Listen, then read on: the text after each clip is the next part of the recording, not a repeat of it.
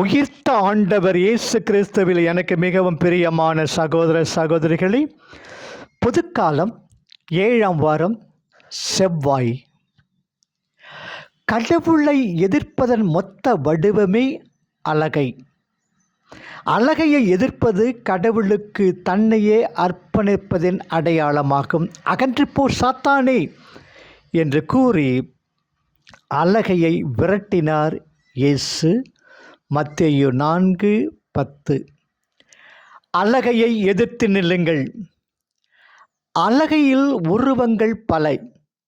நம்மை அடிமையாக்கி நம் இலக்காகிய இறையரசை அடைய தடுக்கும் அத்தனை சக்திகளுமே அலகையின் பிரதிபிம்பங்களே. இன்றைய உலகில் அலகையின் மாயை எத்தனையோ வடிவில் மனிதர்களை ஏமாற்றுகிறது. இவைகளை இனம் கண்டு கொள்வதே சில சமயங்களில் கடினமாகி விடுகிறது. இன்று குறிப்பாக நாம் எதிர்கொள்ளும் அலகையின் ஆட்சி அநீதியான ஆட்சி முறைகள், பலவிதமான அடக்கு முறைகள் எனலாம். அலகை தந்திரமுக்கியது, சூழ்ச்சியும் நயவஞ்சகமும் அதன் வழிமுறைகள். எனவே நம்மை முழுமையாக அடிமையாக்க முடியாவில் சிறு சிறு சங்கிலிகளால் கட்டி வைக்க தேடுகிறது. எனவே உட்பூசல்கள், குழப்பங்கள் உருவாக்கி விடுகிறது. சண்டை சச்சரவுகளை ஏவி விடுகிறது. கீழ்த்தரமான ஆசைகளை தூண்டி விடுகிறது. சிற்றின்ப ஆசைகளை மூட்டிவிட்டு மனித இதயங்களை குருடாக்கி விடுகிறது. ஆனால் அலகையின் கோழைத்தனமும் உண்டு. எனவே எதிர்த்து நின்றால் ஓடிவிடும் என்று அதை வெல்லும் வழியை யாக்கோப்பு கூறுகிறார். போராடத் துணிந்தால் அலகையால் நம்மை ஏமாற்ற முடியாது.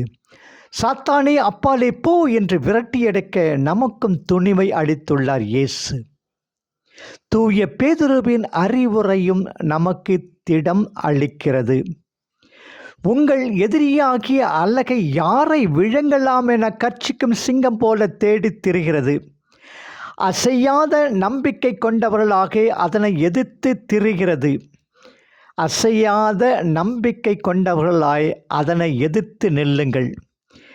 எல்லா அருளும் நிறைந்த கடவுள் இயேசு கிறிஸ்துவுக்குள் என்றும் நிலைக்கும் தம் மாட்சிமையில் பங்கு கொள்ள உங்களை அழைத்திருக்கிறார். சிறிது கால துன்பங்களுக்கு பின் அவர் உங்களை சீர்படுத்தி, உறுதிப்படுத்தி, வலுப்படுத்தி நிலைநிறுத்துவார். 1 பேதுரு 5:9-10. கடவுளை அணுகி செல்லுங்கள், அவரும் உங்களை அணுகி வருவார். நம் வாழ்வு போராட்டத்தில் குறிப்பாக அலகையோடு நாம் தொடுக்கும் சோதனையை எதிர்கொள்வதில் இறைவனை சார்ந்து நின்றால் வெற்றி நமதே என்பது தீர்க்கமாக கூறப்படுகிறது. சிறுவன் தாவீதை அலகை போன்ற அசுரன் கோலியாத்தை வென்றது போல் நாமும் அலகையை வெல்வோம் என்ற உறுதி அளிக்கிறது இறை வார்த்தை.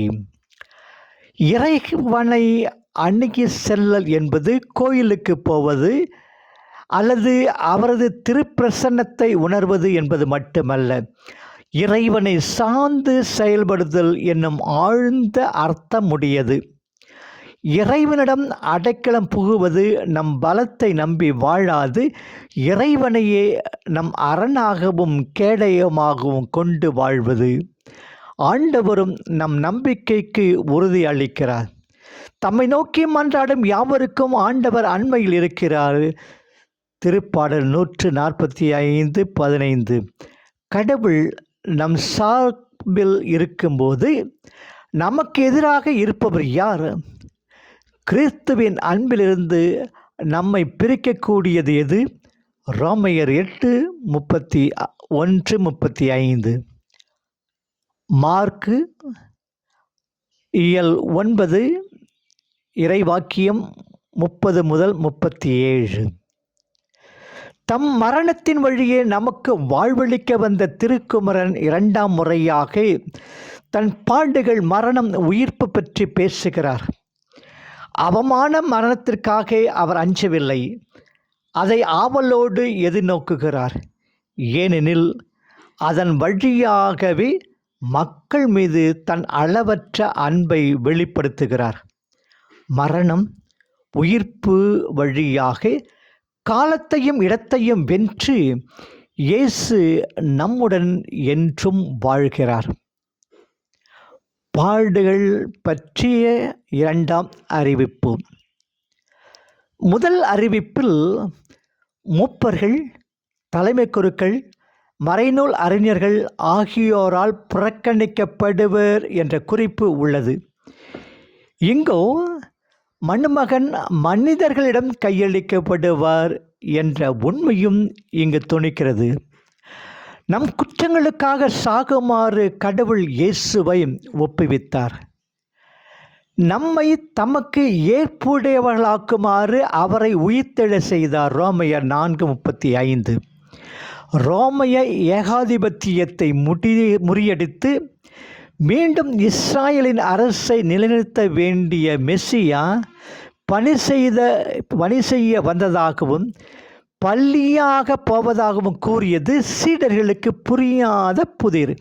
எனவே அவர்கள் அவரது மரணம் பற்றி கவலைப்படாது வரவிருக்கும் மெசியா ஆட்சியில் தாம் வகிக்கவிருக்கும் பதவி பற்றி வாதாடி கொண்டிருந்தனர். அறிவில், ஆற்றலில், செல்வத்தில், செல்வாக்கள், தங்களில் பெரியவன் யார் என்ற பிரச்சனையில் ஈடுபட்டிருந்தனர்.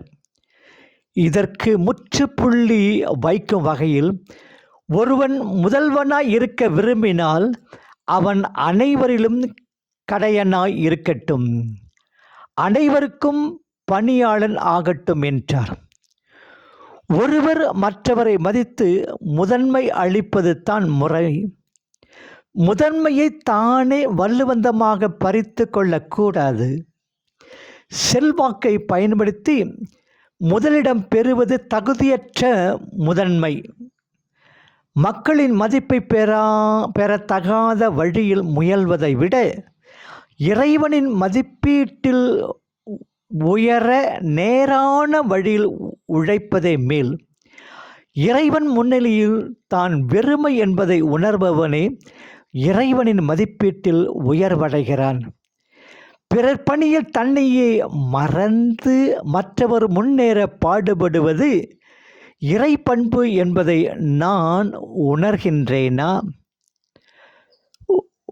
உண்டால் அம்மை இவ்வுலகம் தமக்கு என முயலா நோன்தான் பிறருக்கு என முயலுனர் உண்மையானே என்று புறப்பாடல் 182 சொல்லுகிறது. குழந்தை மனம். குழந்தை உள்ளம் கபடு அற்றது. உயர்ந்தவர் தாழ்ந்தவர் என்ற பாகுபாடு பார்க்காது, பட்டம் பதவி தேடாது, இத்தகைய மனப்பான்மை இடையோர் இறையரசுக்கு உரியவர்கள். சிறு பிள்ளைகளை என்னிடம் வரவிடுங்கள், அவர்களை தடுக்காதீர்கள், ஏனெனில் இறையாட்சி இத்தகையோருக்கே உரியது. லூக்கா 18:15. குழந்தைகளுக்கு பிறர் உதவி தேவை. அப்படியே சமுதாயத்தில் உள்ள வறியோர், உடல் ஊனமுற்றோர், ஒதுக்கப்பட்டோர், அகதிகள் ஆகிய அனைவரும் எமது உதவியை எதிர்நோக்கி வாழ்கின்றனர்.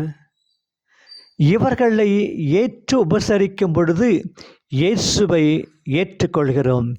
கலாத்தியர் 6:1-2, பிலிப்பியர் 2:3-5 முடிய.